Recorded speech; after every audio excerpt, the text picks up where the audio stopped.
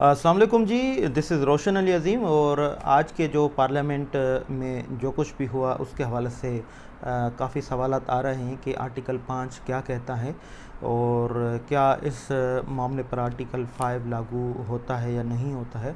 तो सबसे पहले हम ये समझने की कोशिश करते हैं कि पाकिस्तान के आइन का आर्टिकल जो 5 है वो क्या कहता है। पाकिस्तान के आइन का आर्टिकल जो दो सब आर्टिकल्स में डिवाइड किया गया है, एक सब आर्टिकल 1 है, दूसरा सब आर्टिकल 2 है। जो सब आर्टिकल 1 है उसकी पहले मैं डेफिनेशन पढ़ता हूँ, उसके बाद जो है उस पर थोड़ा डिस्कस करते हैं। आर्टिकल 5 का सब आर्टिकल 1 ये कहता है कि loyalty to the state is the basic duty of every citizen. ये कहता है कि पाकिस्तान का जो भी शहरी होगा उसको स्टेट के साथ, रियासत के साथ वफ़ादार रहना लाजमी होगा। अब ये समझते हैं कि सब आर्टिकल 2 ऑफ आर्टिकल 5 क्या कहता है। इसकी डेफिनेशन में पढ़ता हूँ। Obedience to the constitution and law is the inviolable obligation of every citizen wherever he may be and of every other person for the time being within the Pakistan। ये कहता है कि पाकिस्तान का जो आइन है उसकी पासदारी हर पाकिस्तान के शहरी को लाजमी करनी है, या कोई दूसरा शख्स जो पाकिस्तान की सरहदों के अंदर आया है, यानी कोई फॉरेनर है, कोई बाहर मुल्क से कोई पाकिस्तान आया है, या वो हो या पाकिस्तान का शहरी हो, उसको पाकिस्तान के आइन की पासदारी लाजमी करनी है। ये नाज़रीन जो हमने डिस्कस किया कि पाकिस्तान के आइन का आर्टिकल 5 है, दो सब आर्टिकल्स में डिवाइड किया गया है। पहला ये कहता है कि हर पाकिस्तान का शहरी स्टेट के साथ, रियासत के साथ वफ़ादार रहेगा। दूसरा सब आर्टिकल जो 2 है वो ये कहता है कि पाकिस्तान के आइन की जो है वो पासदारी हर पाकिस्तान का शहरी करेगा, या चाहे वो शख्स जो कहीं बाहर मुल्क से पाकिस्तान की हुदूद के अंदर रहता हो।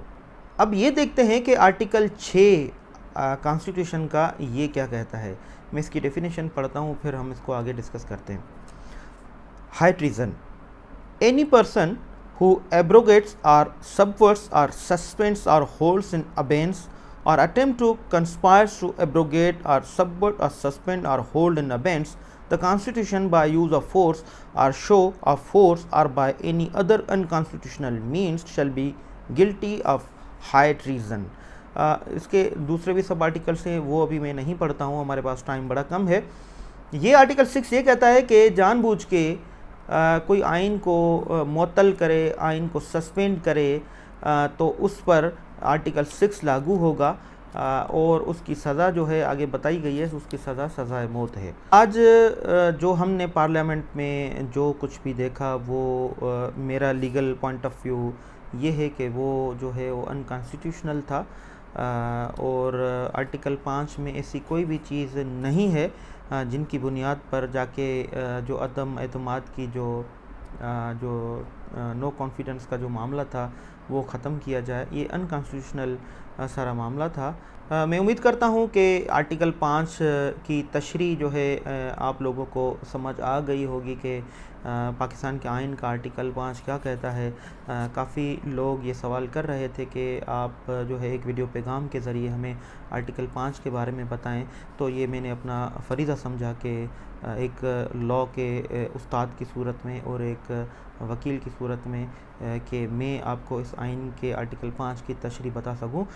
मैं उम्मीद करता हूं कि आप सब आइन की पासदारी करेंगे और मुहब्बे वतन पाकिस्तानी बनने की कोशिश करेंगे। अपना ढेर सारा ख्याल रखिएगा। मैं रोशन अली अज़ीम आपसे इजाज़त चाहता हूं। अल्लाह हाफ़िज़।